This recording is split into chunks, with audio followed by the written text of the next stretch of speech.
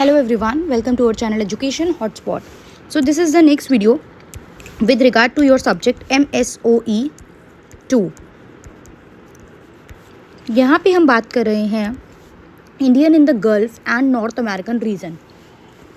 देखिए, Indian in the gulf को हमने सेपरेटली पढ़ा है, बट आपके PYQ में क्वेश्चन आया हुआ है कि Indian in the gulf and North America में जो इंडियंस रह रहे हैं उनको आपको कंपेयर करना है. तो अब मैंने बताया था इंडियन जो भी बाहर की कंट्री में रह रहे हैं उन्हें हम इंडियन डायस्पोरा बोलेंगे. बहुत सारी अलग अलग कंट्री में इंडिया के पीपल रह रहे हैं. इंडियन डायस्पोरा अलग अलग कंट्री में है, परसेंटेज वेरी करती है, कहीं ज़्यादा कहीं कम, अलग अलग तरीके के काम परफॉर्म कर रहे हैं. जब हम एक कॉलोनी हुआ करते थे तब मेनली जो इंडियन यहाँ से बाहर जाते थे they are mainly like for the as a position of the workers. तब कोई बहुत बड़ी पोस्ट के लिए आप लोग बाहर नहीं जा रहे थे, इधर एजुकेशन के लिए लोग जाके रुक के एजुकेशन लेके आ रहे हैं या फिर एज अ लेबरर आप काम करने बाहर जा रहे हो, राइट. तो यहाँ पे हमें गल्फ और नॉर्थ अमेरिकन रीजन को कंपेयर करना है. तो पहला हम देखेंगे कि दोनों जगह में माइग्रेशन पैटर्न क्या था. माइग्रेशन पैटर्न मतलब migration means movement from one place to another. तो गल्फ रीजन की बात करूँ तो वहाँ पे टेम्परेरी माइग्रेशन हुआ करता था. कुछ जो इंडियन माइग्रेट करते थे गल्फ रीजन जैसे कि UAE, सऊदी अरेबिया, कतर वगैरह में, ये जो थे टेम्परेरी वर्क वीज़ा पे जाते थे. कॉन्ट्रैक्ट बेस पे एक स्पेसिफिक जॉब की इसी जॉब के लिए जा रहे, टाइम अप एंड देन आप वापस आ जाओगे. लेबर ड्राइवन काम के लिए जाते हैं गल्फ रीजन में. जो भी काम करना होता है वो generally construction, domestic work, service industry, ये काम करने आप जाते हो इन गल्फ रीजन. रिक्रूटमेंट एजेंसी की बात करें तो बहुत सारे जो लोग होते हैं जो इंडियंस वहाँ जा रहे हैं वो कुछ एम्प्लॉयमेंट कॉन्ट्रैक्ट के अंडर बाउंड होते हैं और किसी एजेंसीज़ के थ्रू वहाँ पे रिक्रूट कर लिए जाते हैं. ये बात है गल्फ रीजन की. बट अगर अब हम नॉर्थ अमेरिका की बात करें तो यहाँ पे लोग परमानेंटली माइग्रेट करते हैं. जैसे USA, कनाडा वगैरह में हम देखें तो ये परमानेंट रेजिडेंसी के लिए जाते हैं और मेजरली स्किल्ड वर्क प्रोग्राम के लिए जाते हैं. अलग अलग रीज़न होता है यहाँ पे. सिर्फ आप ऐसा नहीं है कि आप लेबरर की तरह वर्क करने जा रहे हो. आज की डेट में IT डिपार्टमेंट, एजुकेशन डिपार्टमेंट, बहुत सारी जगह पे इंडियंस जो हैं वो बाहर काम कर रहे हैं. तो देखिए अगला पॉइंट यही है, यहाँ पे सिर्फ लेबर ड्राइवन काम नहीं होता है, बहुत सारी अलग अलग स्किल्स हैं.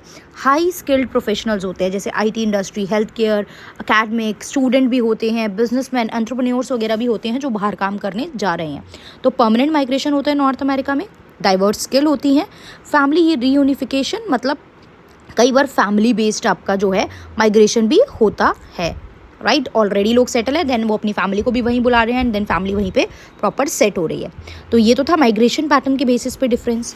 फिर हम देखते हैं सामाजिक और आर्थिक रूप की जो कंडीशन होती है, सोशियो इकोनॉमिक कंडीशन जो होती है वो कैसी कैसी होती हैं Gulf region and North America में.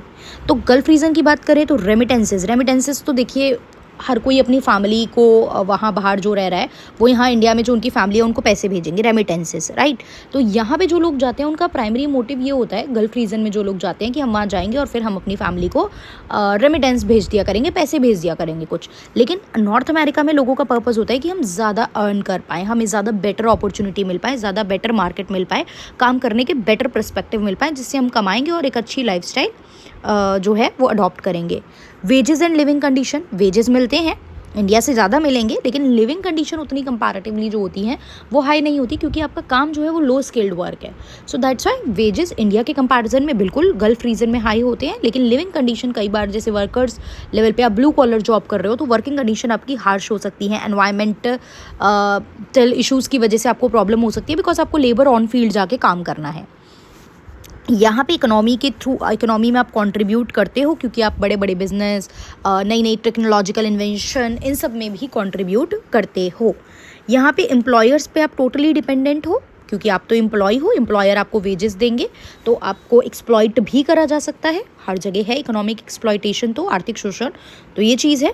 लेकिन यहाँ पे क्या होता है, यहाँ पे अपॉर्चुनिटी जो है वो बहुत ज़्यादा रहती है और आप एक पोस्ट पे पहुँच गए हो उसके बाद आपकी अपवर्ड मोबिलिटी होती है. आप जो सामाजिक गतिशीलता में जो है वो ऊपर की तरफ ही मूव करते हो. तो ये सामाजिक और आर्थिक रूप पे बात हुई. कल्चरल लेवल पे अगर हम लोग देखेंगे तो कल्चरल की बात करें तो गल्फ रीजन में उतना ज़्यादा इंटीग्रेशन नहीं है. लोग उतना इंटीग्रेटेड होके नहीं रह रहे हैं, लिमिटेड है क्योंकि वहाँ पे अब टेम्परेरी स्टे है आपका, लेबर पॉलिसीज़ बहुत स्ट्रिक्ट हैं तो उतना ज़्यादा इंट्रैक्शन नहीं हो पाता. वेयर एज नॉर्थ अमेरिका की बात करें तो कल्चरल एसिमिलेशन हो जाता है. लोग दूसरे कल्चर को मिक्स करके काफ़ी ज़्यादा उसमें अडॉप्ट कर लेते हैं, उसकी प्रैक्टिसेस को, रिचुअल्स को, राइट. पार्टिसिपेशन, लोकल कम्युनिटीज़ में पार्टिसिपेट, पॉलिटिक्स में पार्टिसिपेट, ये सब देखने को मिलता है.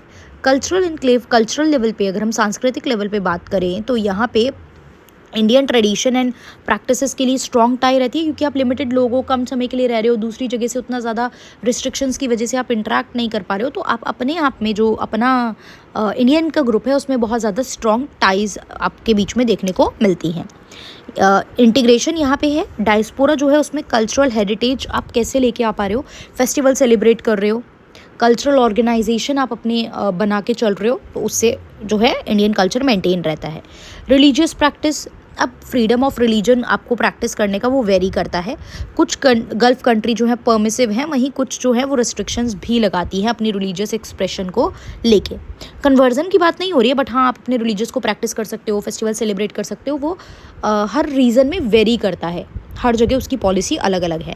यहाँ पे आपको प्रॉपर रिलीजन और फ्रीडम मिलती है, आप अपने रिलीजन को प्रैक्टिस कर सकते हो। काफ़ी सारे टेम्पल, मॉस्क्यूज, गुरुद्वारास, ये सब हमें देखने को मिलते हैं in the north American country also.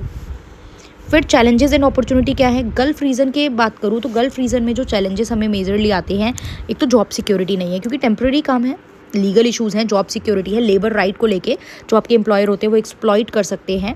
Social isolation, क्योंकि आप मतलब अपने रिलीजियस प्रैक्टिस नहीं कर सकते, उतना ज़्यादा लेबर की जो पॉलिसी है वो रिस्ट्रिक्ट है, तो उतना ज़्यादा आप एसिमुलेटेड भी फील नहीं करते, तो एक आइसोलेशन फील आती है, राइट। और यहाँ पे क्या है, इमिग्रेशन पॉलिसी को लेके प्रॉब्लम आ सकती है नॉर्थ अमेरिका में, डिस्क्रिमिनेशन कई बार फेस करनी पड़ सकती है, dual identity, Indian and plus जब बाहर जा रहे हो आप, उन आइडेंटिटी को लेके कैसे चलना है, तो कई बार आइडेंटिटी क्राइसिस जो है, डुअल आइडेंटिटी प्रॉब्लम भी हमें देखने को मिलती है, तो ये तो प्रॉब्लम आ सकती है इन दोनों जगह। अच्छा, अब इसी तरीके से याद करके इसी तरीके से प्रेजेंट करके आओगे, this is the like compare करना है आपको चीज़ें ना, जब कंपेयर करनी है आपको बताना है कि क्या क्या चीज़ें हैं, तो इस तरीके से आप इनको एक्सप्लेन करोगे कि किस किस बेसिस पे हम कंपैरिजन कर रहे हैं, और उस बेसिस पे गल्फ रीजन में क्या सिचुएशन होती है और नॉर्थ अमेरिका में क्या सिचुएशन है, राइट। अपॉर्चुनिटी की बात करें तो इकोनॉमिक अपॉर्चुनिटी देखने को यहाँ मिलती है, सैलरी टैक्स फ्री रहती है, यहाँ पे आपकी हाई क्वालिटी एजुकेशन आपको मिल सकती है, प्रोफेशनल ग्रोथ ज़्यादा है, राइट। यहाँ पे आपका मल्टी कल्चरल एनवायरनमेंट देखने को मिल सकता है, ये सब आपको बेनिफिट मिल सकते हैं नॉर्थ अमेरिका में। फिर कम्युनिटी एंड इन्फ्लुएंस की बात करते हैं तो गल्फ रीजन में स्ट्रॉन्ग कम्युनिटी नेटवर्क है, जैसे कि आपके केरला, तमिलनाडु के काफ़ी लोग गए हुए हैं, तो उन्होंने अपनी स्ट्रॉन्ग कम्युनिटी वहाँ पे बिल्डअप कर रखी है। नॉर्थ अमेरिका में डाइवर्स और वाइड स्प्रेड लोग हैं, तो उतना ज़्यादा स्ट्रॉन्गली टाइप नहीं हो पाता है कम्युनिटी बेसिस पे, और अलग अलग जगह पे लोग काम कर रहे हैं, प्रोफेशनल, रीजनल, कल्चरल लाइन के बेसिस पे they are connected with each other. Influence यहाँ पे अगर हम देखें तो पॉलिटिकल इन्फ्लुएंस उतना नहीं होता है, राइट, क्योंकि आपका नेचर ऑफ स्टे भी परमानेंट नहीं है, हाँ, लेकिन इकोनॉमिक इम्पैक्ट पड़ता है, रेमिटेंसेस आप भेजते हो। यहाँ पे आप ज़्यादा पॉलिटिकल और सोशल इन्फ्लुएंस डालते हो, क्योंकि इंडियंस जो बाहर हैं, नॉर्थ अमेरिका में हैं, वो जो जिस भी रीज़न से हैं, वो इसलिए हैं क्योंकि वो वहाँ कोई सिग्निफिकेंट पोजीशन जो है वो होल्ड कर रहे हैं, या तो वो किसी एजुकेशन फील्ड में ज़्यादा कंट्रीब्यूट कर रहे हैं, बिजनेस कर रहे हैं, वहाँ पे टेक्नोलॉजिकल इनोवेशन में इन्वॉल्व हैं, गवर्नमेंट की किसी पोस्ट पे इन्वॉल्व हैं, तो ये नॉर्थ अमेरिका के साथ सिनेरियो है हमारा with regard to influence. Clear. तो गल्फ़ को देखो मैंने सेपरेटली भी आपको बताया हुआ है, आई होप आपने वो पढ़ लिया होगा, नहीं पढ़ा है तो आप लोग उसे एक बार देख लेंगे। तो यहाँ पे हमारा गल्फ़ वाला पार्ट भी सेपरेटली कवर हो गया, और गल्फ़ को नॉर्थ अमेरिका से अगर कंपेयर करने को आ जाए तो आप किस तरीके से करोगे, ये एक पिक्चर भी आप लोगों को क्लियर हो गई, राइट। तो होप इस तरीके की वीडियोस हेल्प कर रही है। पुराना कंटेंट आपने पेड क्लास का देख लिया, यस यूट्यूब पे कम वीडियोस हैं, बट अब जो मैं आजकल में वीडियोस डालने वाली हूँ वो यूट्यूब पे भी रहेंगी, तो आप लोग उनको कवर कर लेंगे। And I hope paid class वाले स्टूडेंट ने YouTube as well as paid class दोनों का कंटेंट देख लिया है। तो इस वीडियो पे आप लोग मुझे कमेंट करके बताओगे कि आप लोगों ने कितना कंटेंट देख लिया है और क्या पेंडिंग है, अगर आप लोगों का टॉपिक पेंडिंग है, and what other topic you want me to cover. इसके अलावा आप लोगों को क्या टॉपिक चाहिए कि मैं आप लोगों का टॉपिक कवर कराऊँ। Okay, so that's all. Thank